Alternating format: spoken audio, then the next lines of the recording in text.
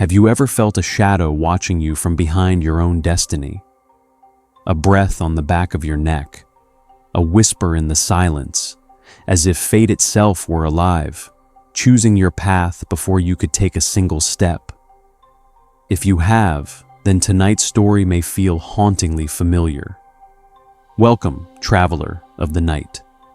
Settle your breath and let the world around you fade into quiet darkness. What you are about to hear is not a tale meant for daylight. It is a story forged in the iron heartbeat of ancient war drums, in a land where gods did not rule from the heavens, but walked the earth wrapped in shadow and prophecy. This is the story of the Morrigan, the Phantom Queen of Ireland, the shape-shifting goddess of war and fate.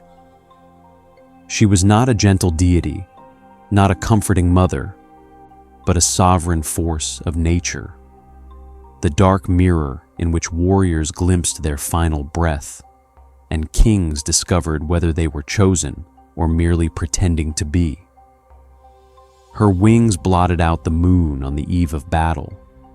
Her voice seeped into the minds of soldiers as they tightened their grips on spears, and her eyes, cold, knowing, ancient, followed heroes from the first spark of their glory to the last drop of blood upon the soil. Tonight, I will bring you into her world, a world of storms, prophecies, and the thin line between life and death. A world where she tests heroes, breaks them, forgives them, and ultimately claims those marked by destiny's cruel hand. Her power was not in the sword, but in seeing every future before it came to pass. She was the crow on the battlefield, the woman by the river washing blood-stained garments, the maiden who offered love, and the hag who carried the weight of every ending. The Morrigan is not merely a figure of myth. She is a force that still lingers in the moments where your choices tremble and your future hangs by a thread. So listen closely, for within this tale lies the echo of every fate ever sealed and every destiny ever challenged. Before we descend deeper, tell me, traveler, from which corner of the world does your shadow stretch tonight? Are you listening from the mist-filled valleys of Asia, where mountains rise like sleeping giants and rivers hum ancient hymns? Or from wind-carved Europe, where castles crumble beautifully beneath storm-blackened skies? Do you sit under the burning copper sunsets of Africa, where the horizon glows like a forge of forgotten gods? Or perhaps from North America, wrapped in forests that whisper with wolves and wandering spirits? Maybe from the lush, thunder-hearted jungles of South America, where vines hold the memories of ancestral spirits? Or the peaceful dream islands of Oceania, where the ocean sings in deep, eternal breaths? Maybe, just maybe, from the frozen cathedral of Antarctica, where the earth sleeps beneath its silent crown of ice. Wherever you are, your presence adds a heartbeat to this tale. And before we walk any further into the shadows, subscribe, traveler. Not for me, but so that you never lose the path through these ancient myths again. Legends like this vanish quickly in the modern world, but with your subscription, their flames remain lit. If you are ready, step forward, for our journey begins with the story of the Queen, born from mist and ancient fire. Chapter 1: The Queen, born from mist and ancient fire. Listen closely, traveler, and let your mind drift into the dim recesses of a world long forgotten.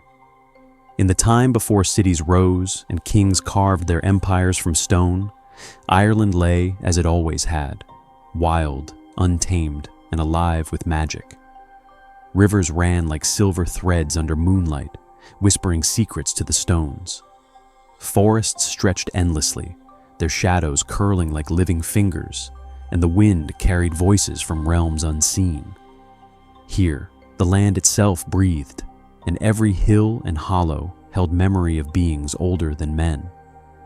It was in this ancient, shivering world that the Morrigan was born, not from flesh or womb, but from mist and fire, from the pulse of the earth and the cry of the first battle.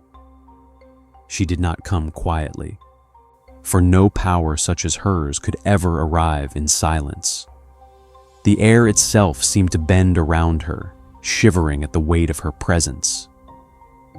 The first time she revealed herself, the crows fell silent mid-flight. The wind paused in its endless wandering, and the forests held their breath. From the silver fog rose a figure wrapped in shadows, her form shifting, impossible to fully discern. She was a woman, and she was not.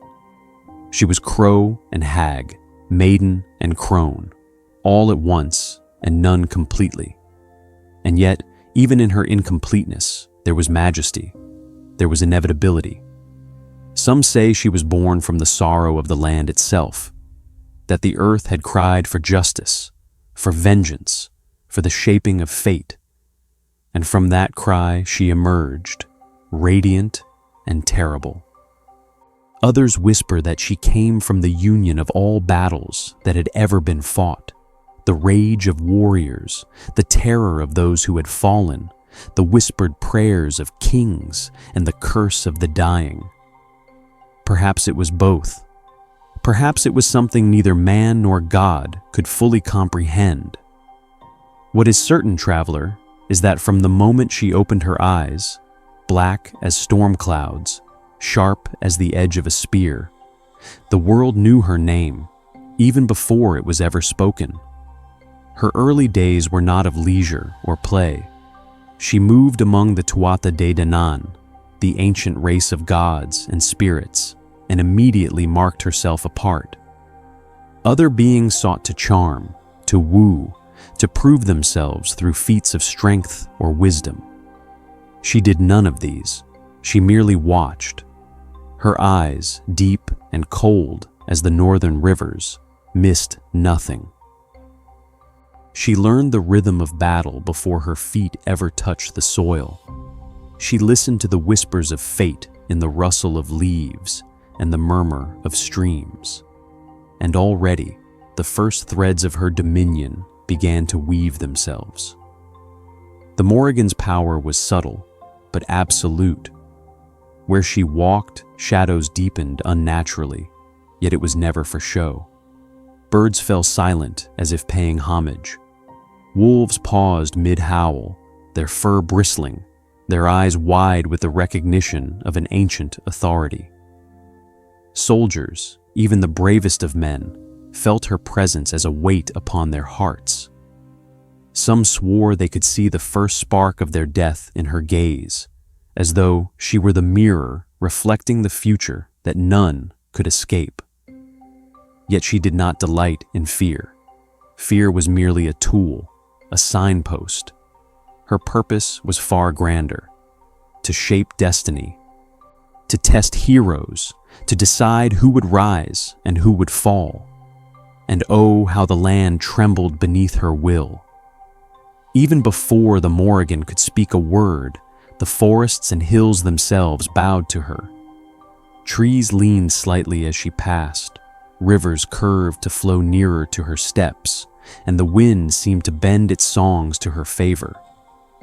It was said that she could summon storms with a mere glance, that a battle could turn in an instant if she so willed it.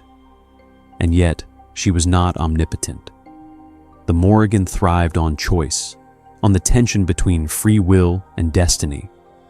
She offered warnings, riddles, and sometimes mercy, but she also tested stubbornness, pride, and courage. Those who ignored her did so at their peril, and the story of her earliest encounters with mortals would soon prove this truth. The Morrigan did not reveal herself immediately to every soul. She observed first. On a hilltop, she would appear as a crow, black wings slicing the sky, her cries echoing over distant villages and battlefields alike. Farmers and shepherds saw her and trembled, sensing something that lay beyond their understanding. Warriors on the march glimpsed a shadow moving with impossible speed and precision, a dark figure that seemed to exist both in and out of this world. She watched kings plotting their conquests and witnessed the fear hidden behind their words.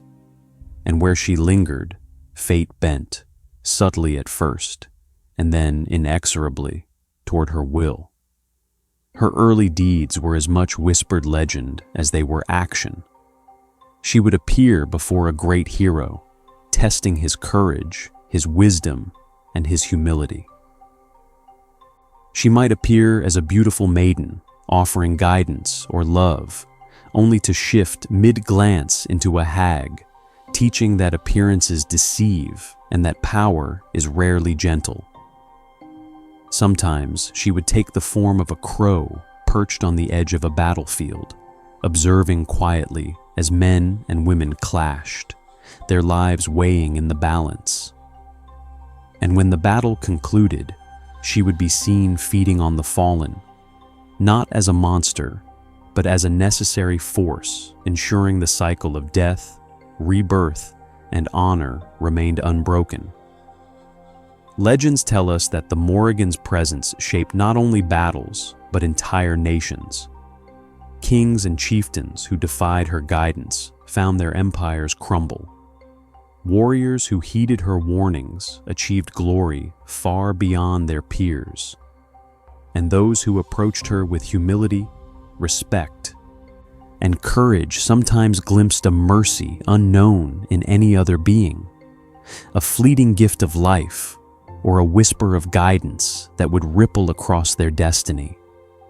Her dominion was subtle, yet absolute, and those who knew her stories spoke of her in hushed tones, for the Phantom Queen was a goddess who demanded reverence as much as fear. Even in her earliest days, the Morrigan's influence reached beyond mortal understanding. She was a mirror of what humans feared most: the inevitability of death, the fragility of life, and the truth that destiny is rarely kind. She tested, she guided, and she shaped, sometimes appearing as friend, sometimes as foe, but always as an unrelenting force of the ancient world. And as the sun dipped below the horizon, painting the hills in blood-red twilight, she would vanish into mist and shadow, leaving only whispers in her wake and the undeniable sense that the world had changed where she walked. Tonight, as we follow her first steps, we witness the birth of the Queen of War and Fate, a being born from mist and ancient fire, shaping the world not with sword or crown, but with the inevitability of destiny itself. Traveler, do not falter, for her story has just begun. Keep your senses sharp, your heart steady, and your mind open. For in the next moments, you will step into her realm, where the shadows are alive, and the Queen waits, patient and eternal. Chapter 2: The Shadow Meets the Hero. The winds shifted that day, whispering in tongues older than stone and older than men. The hills of Ulster, usually alive with the murmurs of rivers and the rustle of trees, seemed to hold their breath. Even the birds grew silent, their wings frozen in mid-air, as though the world itself sensed the crossing of two destinies. One was bright, brimming with the reckless fire of youth and heroism. The other was shadowed, ancient, and inexorably powerful. And when those two forces met, the earth itself trembled in anticipation. Cú Chulainn, the Hound of Ulster, strode through the misty valley, his spear clutched tightly in hands, calloused by relentless training. He was a boy yet, though already legendary, with muscles forged by battle and eyes that burned with determination. Tales of his feats had traveled faster than his own shadow, how he defended the borders of Ulster alone, how no man or beast could stand before him, how the fire of his courage seemed almost inhuman. But in all his victories, in all his pride, he had never yet met a force that could truly challenge him. That day, the air thickened, heavy and still, as he approached the edge of a forest where the mist clung to ancient oaks like ghosts in mourning. And there, at the very border between light and shadow, she waited. The Morrigan, the Phantom Queen, the shapeshifter who was more than woman, more than crow, more than fate itself. She appeared first as a maiden, a vision of pale beauty, with hair black as midnight and eyes that glimmered like storm-swept rivers. Her gaze met his, and it was like staring into a mirror he could not read, an echo of everything he did not yet understand about courage, death, and destiny. "Cú Chulainn," she said, her voice smooth and liquid, carrying both warmth and a chill, like sunlight filtered through winter ice. "I have watched your deeds, and I have walked alongside your shadow. You are strong, but are you wise? Are you ready to see the truth of the battles you fight?" He laughed, a young, confident sound, sharp as a spear thrust.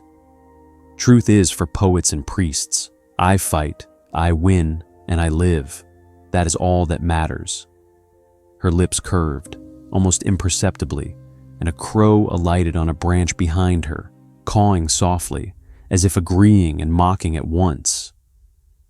"You are fearless, boy, but bravery is not wisdom. Pride is not strength. And what you call victory is often only the mercy of forces you cannot name, nor see, nor command." Cú Chulainn frowned. He took a step closer, his spear poised but lowered, not in fear, but in curiosity. "And you are one of these forces?" She smiled, the wind bending around her in response, carrying the scent of rain, of iron, of blood yet to be spilled. "I am she who decides the fate of warriors before they draw breath. I am the shadow that lingers where kings falter. I am the one who watches, waits, and tests. Some call me Morrigan." The boy's pulse quickened, though he did not show it. "And what do you want from me?" "Nothing, yet everything," she whispered. Her form shifted subtly, a ripple through space and air, until she was no longer only a maiden. A black crow hovered above her shoulder, wings spread wide, eyes glinting with uncanny intelligence. The wind tugged at Cú Chulainn's cloak, yet it was not the wind, it was her. "I want to see if you will rise to what you cannot yet imagine, to see if your courage is real, or if it is merely the heat of youth chasing shadows of glory."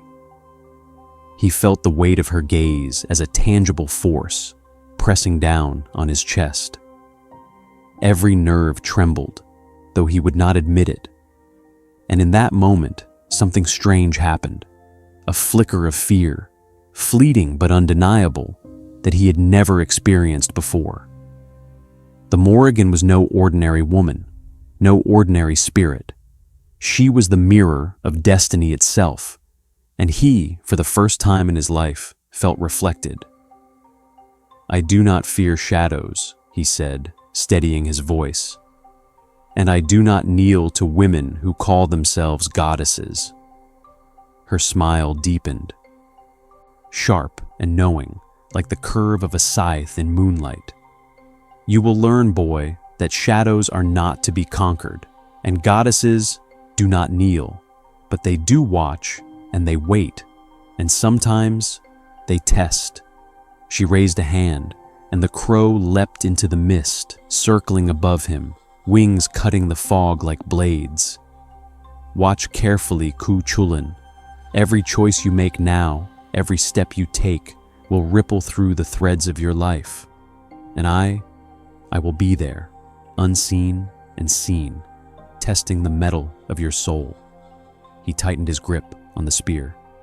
"If you wish to test me, then do so, but know this. I do not yield." A laugh, low and resonant, spilled from her lips, mingling with the wind and the murmurs of the forest. "Very well, let the games begin, but beware, for I am not cruel without reason, nor kind without consequence. Pride. Boy, pride will be your greatest enemy, and yet, sometimes, even pride must be honored for its courage." Then, as if the mist itself obeyed her command, she shifted again, her form flickering, impossibly, between the maiden, the crone, and the crow. A swirl of shadows and light danced before his eyes. For a moment, he could not tell if she was one being or many, if she was here or already gone. And when the wind cleared, she was gone, leaving only a single black feather glinting wet and dark in the fading sunlight. Cú Chulainn knelt to pick it up, and a shiver ran down his spine. The forest seemed to breathe around him, alive with unseen eyes and whispered warnings. He knew, in that instant, that his life had changed irrevocably. A force older than any man, older than Ulster itself, had marked him. The Morrigan had stepped into his shadow, and with that step, the threads of his destiny began to twist and tangle in ways he could not yet see. For days afterward, he could feel her presence in the quiet moments, by the river where he practiced, in the rustling of leaves in the wind, in the distant cry of a crow overhead. She was patient, watching, testing, and he, for all his skill and bravery, began to understand a subtle truth. She was not a foe to be defeated. She was an inevitability. And every action, every choice, every triumph and failure would bring him closer to the moment where she would decide his fate. Not as a boy, not as a warrior, but as a man whose life was entwined with hers in ways he could not yet comprehend. Even now, traveler, as you listen, know this. The Morrigan waits in the shadows of destiny, watching, testing, shaping. And Cú Chulainn, brave as he was, had yet to learn the true weight of her gaze, the depths of her cunning, and the cruel, elegant inevitability of the Phantom Queen.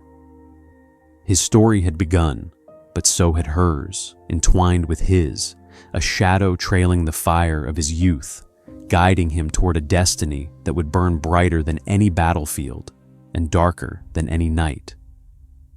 And so, the first encounter passed, not with battle or blood, but with awareness, with the trembling recognition of power. For in this meeting, Cú Chulainn had seen the edge of the world, and the Morrigan had seen the first spark of a hero worthy, or perhaps unworthy, of her attention. The threads of their fates were now forever interwoven, like smoke curling through the twilight, like shadows folding into shadows, like fire and darkness dancing together in a land older than memory. Chapter 3: The Trials of Shadow and Fire.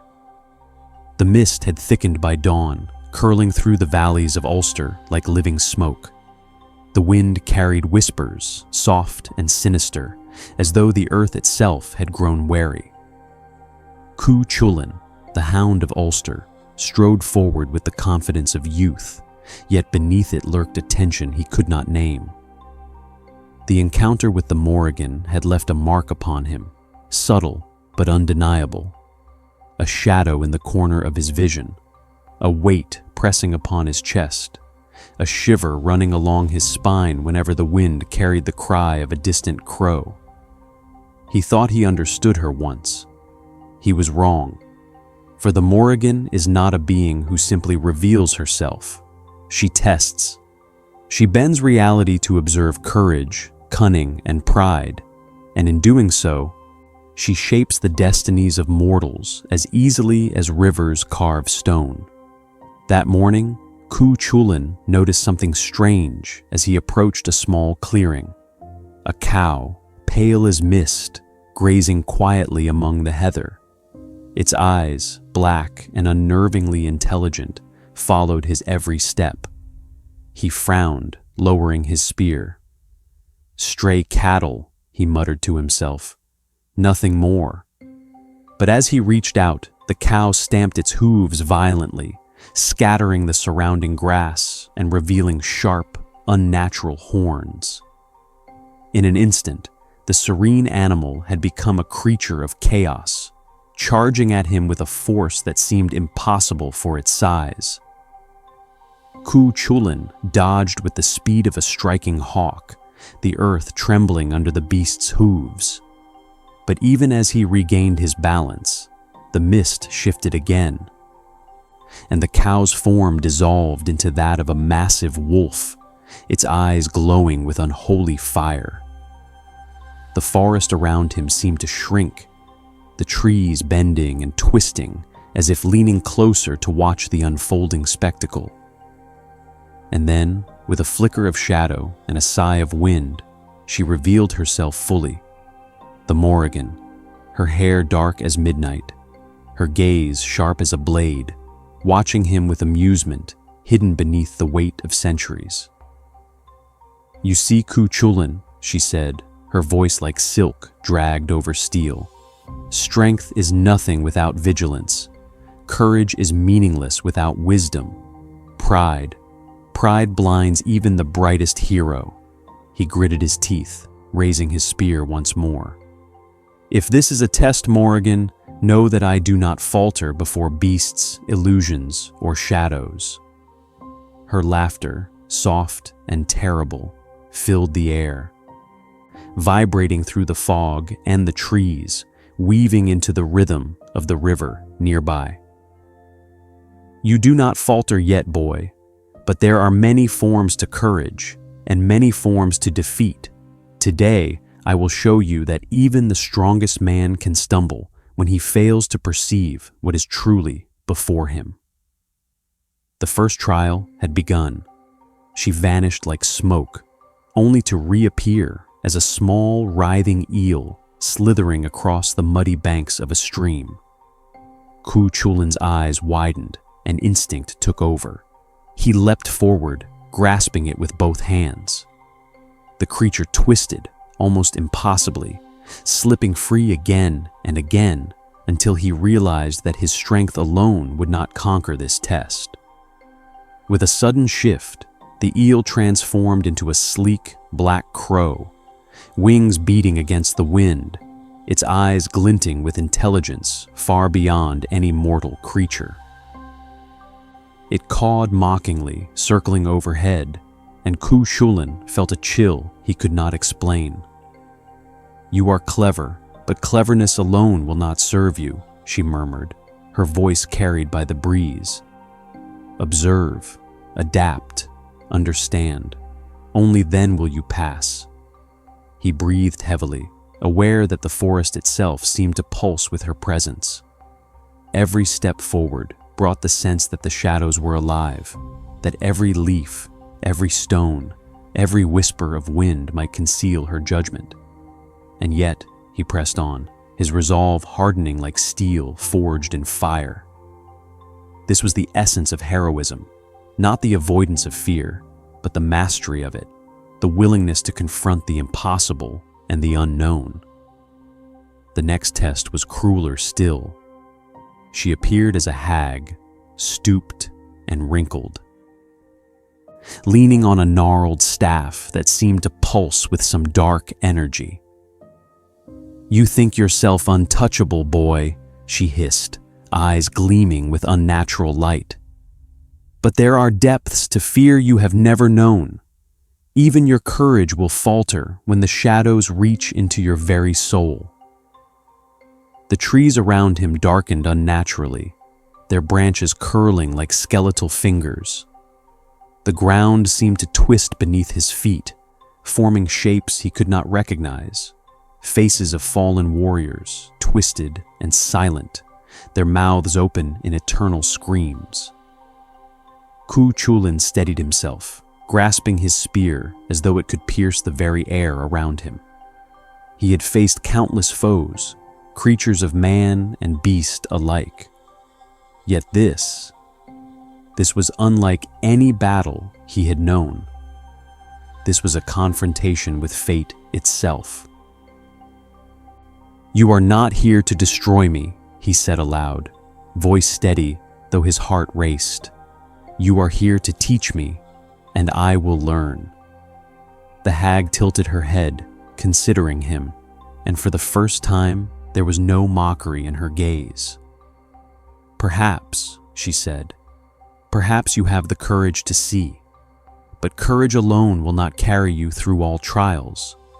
You must recognize the forms I take, the truths hidden beneath the surface, and the intentions that guide them. Only then will you glimpse the path that lies beyond the shadows." With a blink, she vanished once more, leaving only the echo of her words and the rustling of the mist. The clearing was silent again, but Cú Chulainn could feel it, the lingering weight of unseen eyes, the pulse of a presence far older than he could fathom. He knew in that instant that he had survived not because of skill, but because of insight. He had begun to perceive the Morrigan's tests not as simple battles, but as reflections of his own spirit. Hours passed, yet time felt meaningless under her watchful gaze. She appeared intermittently, shifting from form to form: a cow, a wolf, a crow, a beautiful maiden, each test more intricate than the last. With each transformation, Cú Chulainn learned not only to fight, but to understand, to anticipate, to sense the underlying truths hidden beneath appearances. The Morrigan, ever patient, ever observant, did not intervene directly. She allowed him to navigate the illusions, to falter, to recover, to grow stronger in mind and spirit as much as in body. By sunset, the final trial approached. The Morrigan appeared not as maiden, crone, or animal, but as herself, fully revealed, radiant and terrifying in her singular, eternal form. She stepped from the mist, wings of shadow folding elegantly around her, eyes like black coals glowing with ancient fire. "Cú Chulainn," she said, voice echoing in the valley, "you have endured my trials, not with blind strength, but with awareness. You have seen beyond the surface, embraced the shadow, and recognized the hand that guides all things. Remember this: the world is larger than the battlefield, and destiny is more intricate than any spear or sword. You have passed this day, but do not forget. The path ahead is long, and I will continue to watch." The wind stilled, the mist lifted, and the forest returned to its natural rhythm.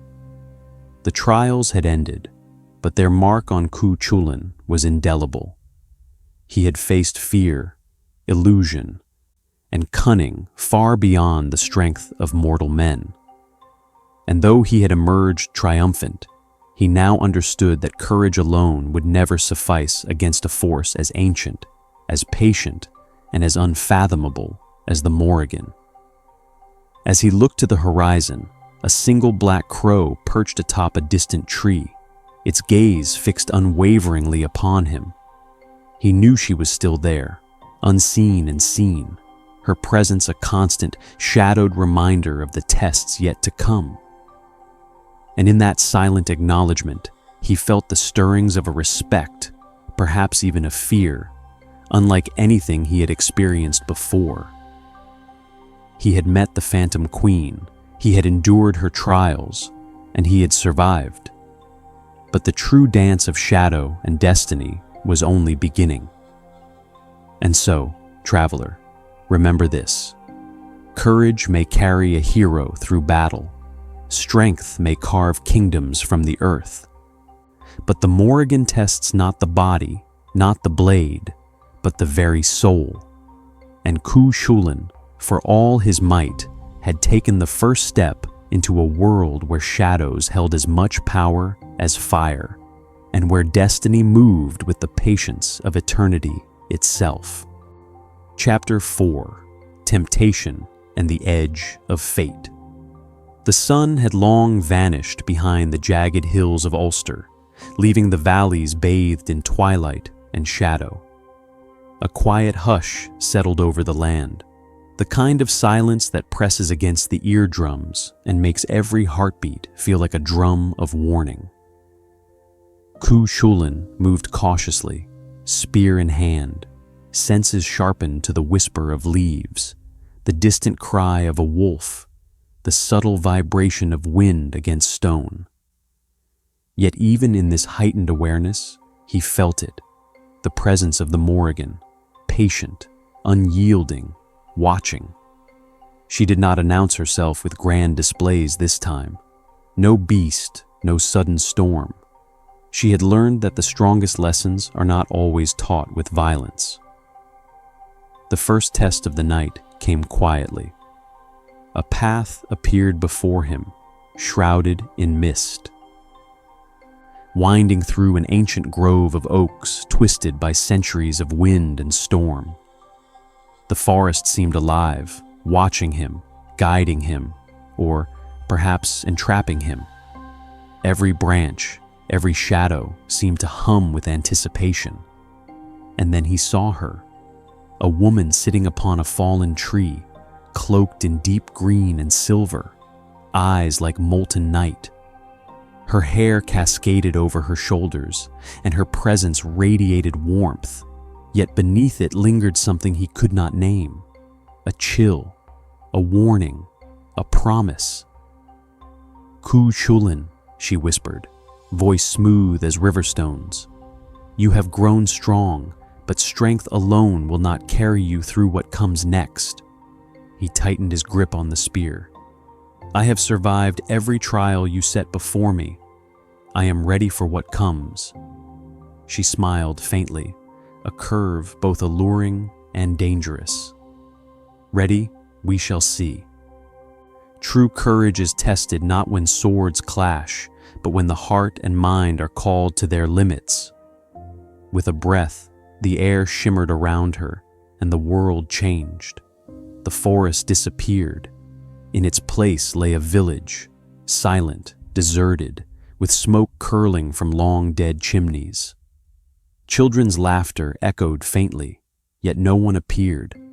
A sense of longing, of loss, settled over him like a weight. And there she was, now appearing as a beautiful maiden, dressed in the garb of the villagers. Her eyes held familiarity, warmth, and a melancholy that spoke directly to something deep within him.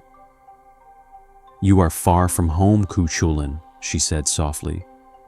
"But here you may rest. Here you may be loved. Here no spear, no battle, no death awaits you." A pang struck his chest, the promise of peace, of tenderness, of a life without blood and conflict, tugged at the edges of his resolve. For the first time, he felt doubt, the dangerous kind that creeps quietly and lingers in the mind. The Morrigan had become not a shadow in the trees, but a reflection of desire, a mirror showing him what he could never have if he remained the hero the world demanded him to be. He shook his head violently. "I do not yield to illusions," he said aloud, though a part of him ached for the warmth she offered. "I am a warrior. My path is my destiny. I will not be tempted by comfort or love when duty calls." Her smile deepened, the shadows in her eyes twisting like smoke. "Good. You speak with courage. But see how fragile that courage is when faced with what the heart craves. You fight monsters, men, and gods alike. Yet even you are vulnerable to the subtle snares of desire. And it is this, the quiet vulnerability, the choice to resist or succumb, that marks a true hero." The village dissolved again, replaced by a battlefield at twilight. Soldiers lay strewn across the ground, blood soaking the soil, faces twisted in pain and fear. And above them hovered her, this time in her crow form, wings spread wide, black as the void. Her gaze settled upon him, and suddenly, the weight of every life he had spared, every life he had failed to save, pressed upon him. The Morrigan's trials were no longer just about strength or courage. They were about conscience, about understanding the consequences of every action. "You cannot fight only for glory," she whispered. Her voice carried on the wind like the rustle of death itself. "You cannot wield a spear blindly, nor strike without seeing the threads of life you touch.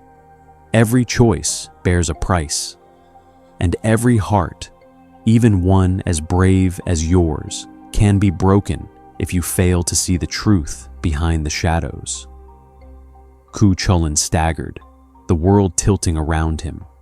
Visions of failure, of innocence lost, of friends betrayed, assaulted him from every angle. He fought to remain steady, grounding himself in the fire of his resolve. I will not fail," he said, voice trembling yet firm. "I will endure. I will rise above all trials, even yours, Morrigan." The crow shifted into a hag, then a maiden, then disappeared into mist, only to reappear again as herself. "Very well," she said, voice low, resonant. "You have resisted temptation. You have faced desire and conscience alike, and yet your path has only begun. Courage and strength are but the first steps. Wisdom, foresight, and the acceptance of what you cannot control are what define a hero. Remember this, for the next trial will not challenge your body, but your mind, your heart, and the very essence of your soul." And with that, she vanished completely, leaving only the whisper of wind and the echo of distant crows. The forest returned, shrouded in mist, and Cú Chulainn was alone once more. Yet he was not unchanged. The Morrigan's lessons had etched themselves into him, subtle and permanent. He understood now that her tests were never meant to humiliate or destroy. They were meant to forge, to sharpen, to reveal not only what he could do, but what he truly was, and what he could become. As he walked through the mist, a single black feather fell from the sky, landing at his feet. He picked it up, feeling the cold, dark weight of it against his palm. It was a reminder, a warning, and a promise. The Morrigan would return. She would continue to shape, to test, to tempt. And he, for all his bravery and skill, would need to be ready, not only to survive her trials, but to embrace the role she had woven for him in the grand tapestry of fate. The night deepened, and with it, the shadows grew longer, stretching across the hills like black rivers. Cú Chulainn knew that each step forward would be watched, measured, and judged. The Morrigan was patient. She waited for the perfect moment to strike, to reveal, to teach. And he, the hero of Ulster, had learned a lesson older than any sword, that even the strongest, bravest man must bow to forces beyond understanding, forces that dwell in shadow, fire, and the dark elegance of destiny itself. Tonight, traveler, remember this: temptation wears many faces. Desire can be a battlefield as perilous as any war. And the Morrigan, eternal and unyielding, will test the hearts of heroes in ways that no spear, no sword, and no shield can defend against. Cú Chulainn had survived the night, but the dance of shadow and fate had only begun. And as the mist curled around the hills, as the crows cried in the distance, he felt the stirring of something he could not name, a sense that the Phantom Queen was already weaving the next trial, far more intricate, far more personal, and far more inescapable than anything he had faced before. He tightened his grip on his spear, his eyes scanning the dark horizon, and whispered to the wind, "Come, Morrigan, test me. Show me what lies beyond courage." And somewhere in the mist, as if answering his call, the shadows shifted. The wings of a crow beat against the night, and the Phantom Queen smiled, knowing that the true trials had only just begun. Chapter 5: The Edge of Humanity. The moon rose, silver and cold, casting its pallid glow over the hills of Ulster. Shadows stretched long and twisted across the heather, and every sound, the whisper of leaves, the sigh of wind, the distant cry of a wolf, seemed amplified, as if the earth itself listened. Cú Chulainn walked cautiously, his spear at the ready, but it was not a beast, nor a man, nor a god that he feared tonight. It was the Morrigan. Her presence was inescapable, even when unseen. The air carried her weight. The mist whispered her name. Every step he took seemed to echo her scrutiny, a reminder that the true trial was no longer physical, but of mind, heart, and soul. The first encounter of the night appeared deceptively simple.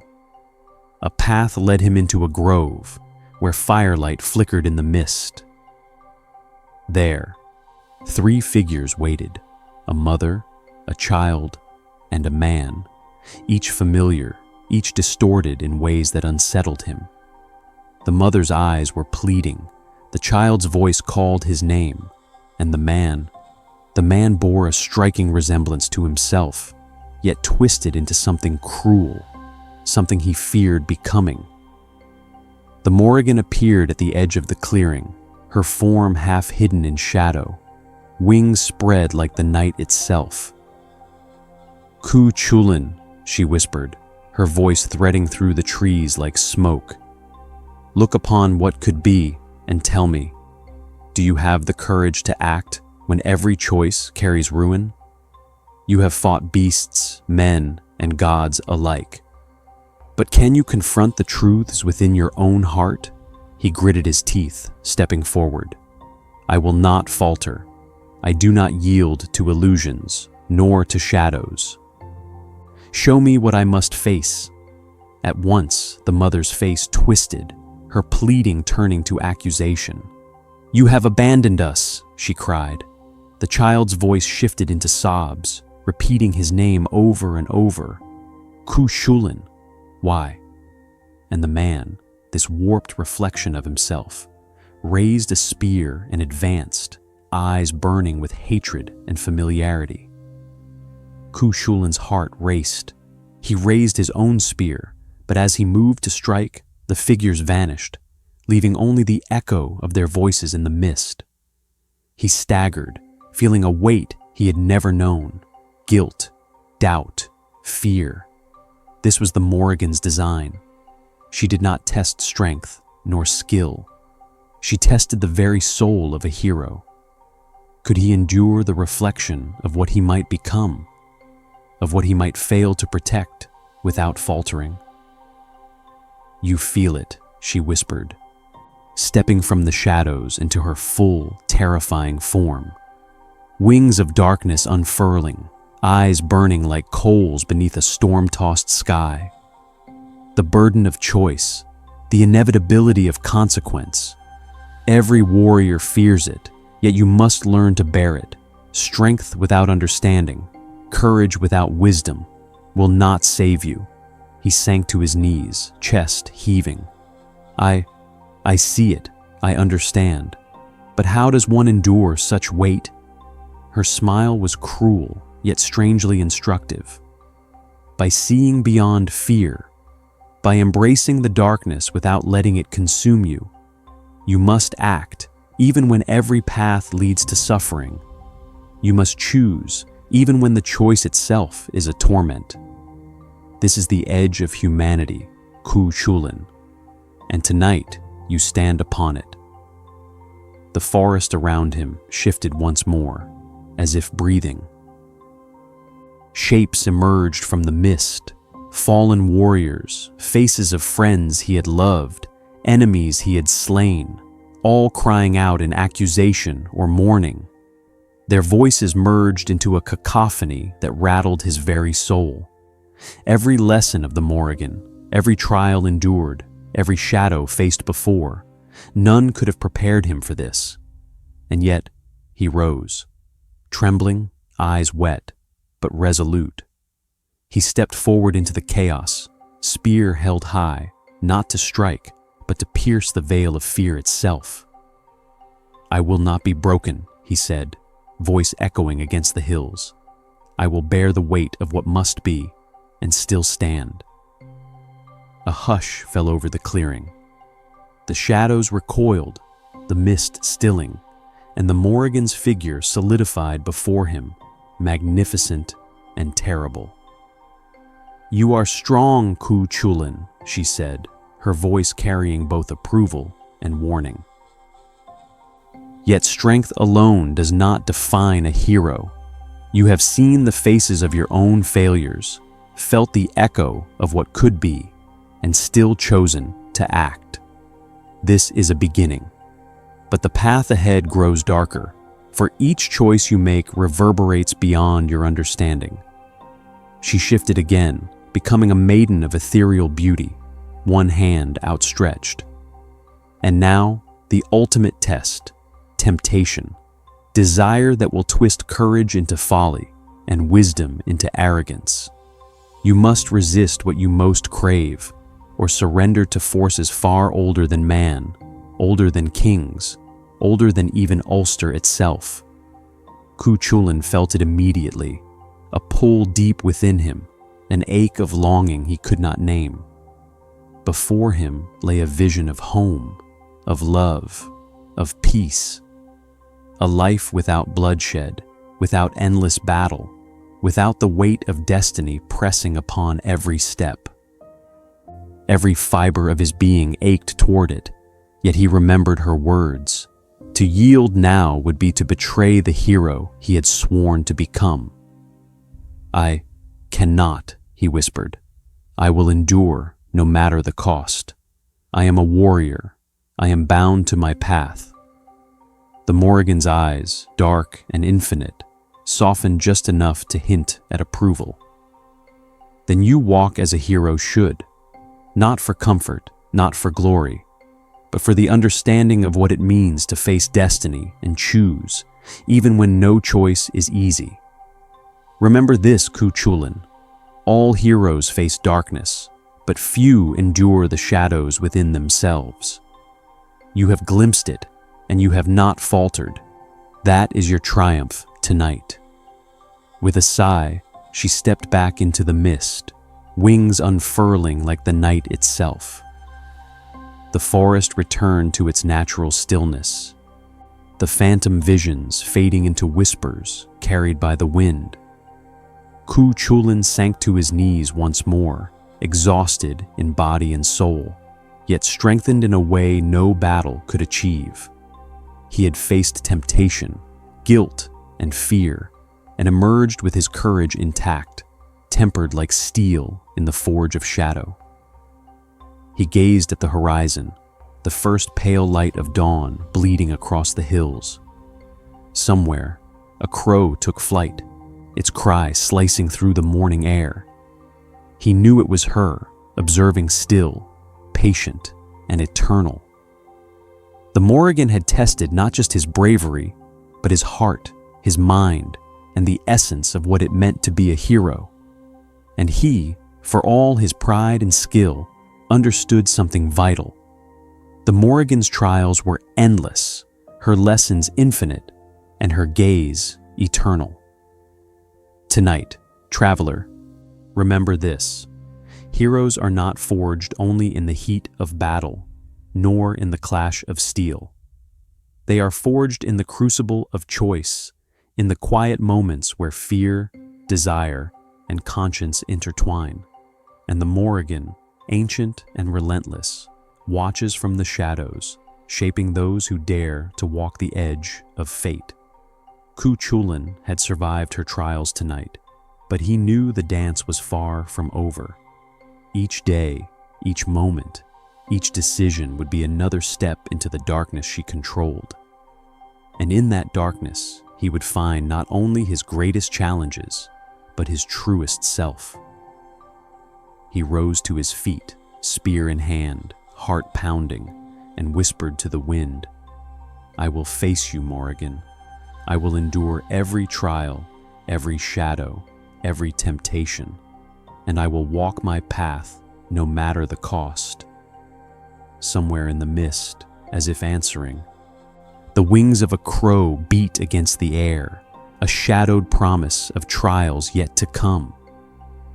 And so, the Hound of Ulster moved forward, stronger, wiser, yet haunted, knowing that the Morrigan's influence would never leave him, and that every step forward would test not only his body, but the very essence of his humanity.